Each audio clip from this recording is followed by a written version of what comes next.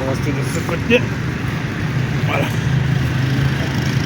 C'est moi quand on voit ou bien c'est le mien. Ou bien. Voilà. Je rapproche un peu. Voilà, nous sommes rendus à la fin de la 15e session de formation des nouveaux apiculteurs professionnels africains ici à Tchang. Nous sommes au centre-ville de Tchang et nous nous préparons justement à déguster ce nectar. Comme à l'accoutumée, lorsqu'on fait une formation comme celle-ci à la fin, il faut faire déguster du bon miel aux apprenants. Il faudrait qu'ils aillent dans leur localité respective ayant déjà le goût du miel. Parce que vous ne pouvez pas produire ce que vous ne maîtrisez pas. Il faut déjà ressentir le goût du miel et une fois que vous serez dans vos localités, vous allez vous investir avec rage. Comme le miel est sucré, ce qui est sûr, en installant aussi les ruches, ces ruches-là seront sucrées. Et on s'est donné le pari que chaque apprenant devrait installer combien de ruches? 500 ruches. C'est faisable ou pas? C'est faisable. C'est très possible, n'est-ce pas? Voilà. Chaque apprenant devrait installer minimum 500 ruches dans un an. On vous a promené, vous avez vu des ruches. On vous a montré comment les choses se passent. De l'installation, de la fabrication jusqu'à la récolte du miel, comme celui-ci qu'on a récolté, en passant par l'abattage, par l'installation. Au cours de la formation, vous avez vu sur quel type d'arbre on doit installer les ruches pour favoriser la colonisation rapide. On vous a montré comment, une fois que les ruches sont colonisées sur des arbres, vous avez la capacité de les ramener sur des supports pour faciliter la récolte. Parce que on est tombé d'accord que si une ruche est perchée sur un arbre ou bien plusieurs ruches sont perchées sur un arbre, la récolte serait beaucoup plus difficile. Donc il convenait donc à les descendre, à les poser sur des supports une fois colonisés. On vous a montré comment on peut créer des ruchers, comment on peut commencer l'installation, on éparpille ces ruches un peu de partout pour à la fin avoir un rucher dans un endroit spécifique. Donc, une fois que la formation est terminée, nous sommes convaincus que ces guerriers de la nature vont aller convaincre les abeilles, vont aller coloniser les abeilles pour que demain vous ayez du miel de qualité. C'est pour cela que voilà le miel, nous avons récolté le miel. Vous voyez que c'est du miel mature. C'est parce que nous avons ici des gens matures, des gens qui sont mûrs. Regardez un peu leur visage. Ils ne sont pas des gens matures, ça. Voilà, ce sont des gens matures. Et on a un jeune là d'à peine 17 ans qui est venu. Voilà pourquoi je vais dire. Qu'est-ce que je vais dire en fait? Non, filme-le, c'est important. Parce que sa maman nous suit depuis. Pour moi, c'est sa maman qui a payé sa formation. Il a 17 ans, il fait l'université, c'est de l'université de Douala, option informatique. Sa maman a payé sa formation, il est parti de Douala pour Tchang, suivre la formation. Il y a d'autres qui sont venus un peu plus loin. Mais je fais un accent particulier chez lui parce que même pendant la formation, il ne cessait de poser beaucoup de questions. Ça veut dire que c'est quelqu'un qui veut également, en dehors du métier de l'informatique qu'il fait, il voudrait véritablement embrasser le métier. Voilà pourquoi je salue sa maman, maman Pascaline, c'est bien ça, non? Voilà. Donc voilà, nous sommes rendus à la fin de la formation. On va diviser ce miel pour des gens qui sont, je sais pas, bref, on va diviser le miel et on va le partager. Vous allez le déguster et ça va vous donner le courage, la puissance pour aller conquérir vos zones respectives. On a créé un groupe, c'est ça non? On a créé un groupe dans lequel on va régulièrement se partager des informations, des vidéos. Et celui qui va parvenir à coloniser sa ruche, il va nous partager dans le groupe. Les ruches sont déjà là, on est en train de les positionner. Après, vous allez les poser, vous allez les coloniser et ce sera là le début d'une aventure. Je voudrais aussi dire que vous devez savoir que le secteur apicole au Cameroun est vierge. D'où la nécessité de vous perfectionner dans ce secteur. Et pourquoi pas demain de faire des formations, de former aussi d'autres personnes. Parce que si un secteur est vierge, ça veut dire qu'il y a une potentielle demande. Et si vous explorez dans ce domaine-là, vous avez la capacité de former des gens et de gagner de l'argent. Vous voyez ce que je veux dire? Il ne faudrait pas que l'activité soit seulement le fait d'aller seulement poser des ruches, poser des ruches. Poser des ruches, c'est bien. C'est même ça le pari. Parce qu'on s'est dit qu'il faut poser le maximum de ruches. Pour poser des ruches, vous avez vu des étapes simples pour poser des ruches. Parfois, même vous posez des ruches, d'autres colonisent. Donc, il faut poser des ruches, il faut acquérir plus d'expérience dans l'apiculture et demain devenir comme la référence. Vous devenez une référence chez qui les autres viendront se faire former. Nous ne pouvons pas être les seuls formateurs. Nous ne pouvons pas être les seuls producteurs. Nous avons plus de 25 millions d'habitants, peut-être 30 millions, on n'en sait pas. Mais je suis sûr, je vous ai posé la question hier, combien d'apiculteurs vous connaissez dans vos zones? Et vous m'avez dit 0. Personne. Vous n'en avez pas. Alors, si vous n'en avez pas d'apiculteurs dans votre zone, ça veut dire que c'est une zone potentielle où vous pouvez vous implanter durablement et demain tirer toutes les autres personnes. Donc, ceci étant dit, on va passer à la dégustation du bon miel de Tchang, bien mature. Non, c'est pas de là, on n'a pas récolté en Labzin. On n'a pas un matériel adéquat pour couper. Voilà, c'est la preuve que il y a certaines choses qu'on ne prépare pas, on le fait directement sur le terrain.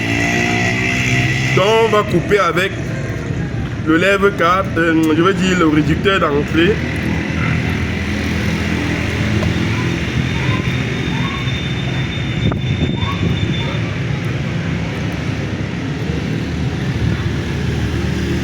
Mais on sait aussi que ce sont les femmes qui ont l'habitude de servir les hommes. Aujourd'hui, on aura le privilège de servir d'abord les femmes, ou bien. Ah oui.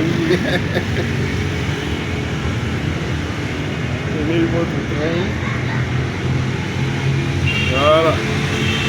Maître. Tout ça. C'est gros.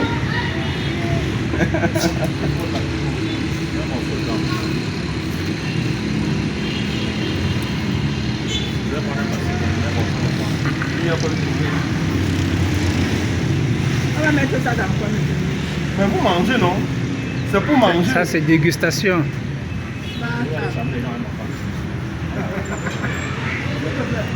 On est là, occupé.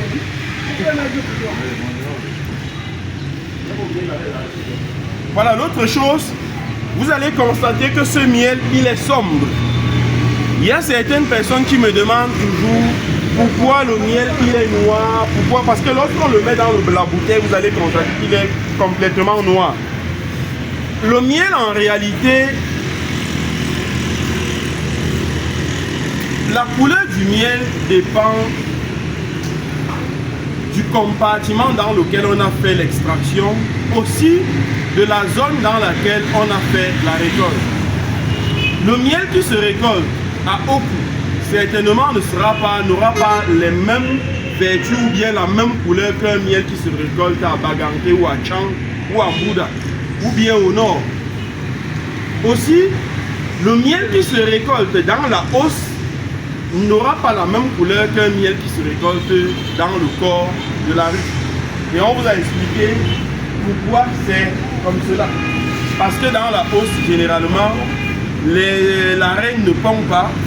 Du coup, les alvéoles ne se transforment pas rapidement. Par contre, dans le corps de ruche, la reine y pond et ce qui fait que les alvéoles changent de couleur rapidement. Et du coup, quand on extrait le miel, on peut avoir ce type de couleur. Mais sinon, c'est beaucoup plus lié à l'environnement, aux fleurs que les abeilles bitunent. Et dans les bitunes, ça donne ceci. Vous voyez que le miel est naturel. Nickel. Voilà, le miel est naturel.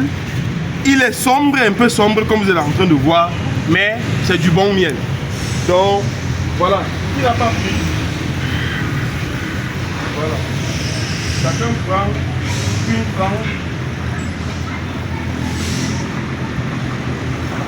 Voilà, tout le monde a pris, sauf le caméraman. Voilà, de bon. Il faudrait filmer de bon, qui est notre partenaire, et je tiens aussi à lui faire un témoignage. Pourquoi je tiens à lui faire un témoignage? Rapproche un peu s'il te plaît, parce que c'est très important ce que je vais dire. Lorsque nous faisons régulièrement des publications, on voit Tami Jardin, mais parfois on oublie que Tami Jardin, derrière Tami Jardin, il y a d'autres personnes qui font des choses extraordinaires. Et de bon, il s'appelle De Bon Miel parce que lui-même c'est un producteur de miel. Non seulement c'est un producteur de miel, c'est un producteur de matériel apicole. Les enfumoirs que vous allez ramener tout à l'heure, c'est De Bon qui les fabrique. Il les fabrique ici, à Bafoussam, juste là à côté. Et chaque formation, il tient à être là. Voilà pourquoi je tiens à lui témoigner ma satisfaction, ma gratitude, et aussi lui passer la parole parce que pendant une formation comme ceci, il peut aussi faire sa publicité et gagner de l'argent, vrai ou faux de bon. Voilà, tu peux parler. Bonsoir, moi c'est je pense qu'ils font à nos débats. Nommé De Bon Miel. Je suis producteur du matériel apicole et producteur du miel. Quand je dis producteur du miel, De Bon Miel, donc le miel qui est bon. Déjà De Bon c'est mon nom. Donc je produis le miel. Je suis aussi comme les abeilles. Mais ce n'est pas moi qui mets le miel des avions, c'est les abeilles qui butulent le nectar sur les plantes et viennent mettre des avions et nous récoltons. Je suis situé à Bafoussam. Voilà. Merci beaucoup De Bon. Comme je dis, ceci n'aurait été possible si derrière on avait des gens comme toi qui font des choses inimaginables, énormes. Voilà pourquoi j'ai voulu quand même, j'ai voulu que tu sois là. Déjà tu as été toujours là. Depuis le début, tu es là et à chaque fois, tu ne cesses de nous soutenir. Donc les gars, merci à vous tous qui avez soutenu, qui avez regardé cette vidéo. Surtout, je vous donne rendez-vous ce dimanche plutôt. Je serai du côté de Yaoundé. Voilà, je serai du côté de Yaoundé. Présentez un peu. Je serai du côté de Yaoundé ce dimanche pour une formation sur la création du contenu et le montage vidéo. Cette formation que je fais du côté de Yaoundé n'a strictement rien à voir avec l'agriculture. Ça veut dire que si vous êtes maçon, menuisier, plombier, staffeur, avocat, médecin, peu importe l'activité que vous faites au quotidien, venez à cette formation. Je vais vous donner des techniques pour vous affirmer en ligne grâce à votre métier. Il y a des gens, il y a des avocats puissants dans ce pays, mais qui n'ont pas de la visibilité. Il y a des maçons puissants dans ce pays qui n'ont pas de la visibilité, mais qui, grâce à leur travail, parviennent à convaincre des personnes. Il y a des mécaniciens dans ce pays qui font des choses inimaginables, mais tout simplement parce qu'ils ne sont pas présents en ligne, ils ne savent même pas comment on peut créer du contenu, ne savent pas qu'en étant en ligne, ils peuvent gagner 10 fois, 20 fois plus que ce qu'ils font en catimini. Donc, si vous faites n'importe quel type d'activité, comme je l'ai dit, menuisier, plombier, etc., venez à cette formation et je vais vous donner des outils puissants pour devenir le leader dans votre secteur d'activité. Donc, si vous voulez participer à cette formation de ce dimanche, vous cliquez sur le lien que je vais laisser à la description de cette vidéo ou bien en commentaire. Vous allez remplir le formulaire qui s'y trouve et un membre de nos équipes pourra vous contacter pour vous donner toutes les modalités pour participer à cette formation. La même formation se fera le 1er décembre en Côte d'Ivoire, à Abidjan, sur la création de contenu et le montage vidéo. Donc, pour la formation de la Côte d'Ivoire, c'est presque plein. Il reste autour de 2 places.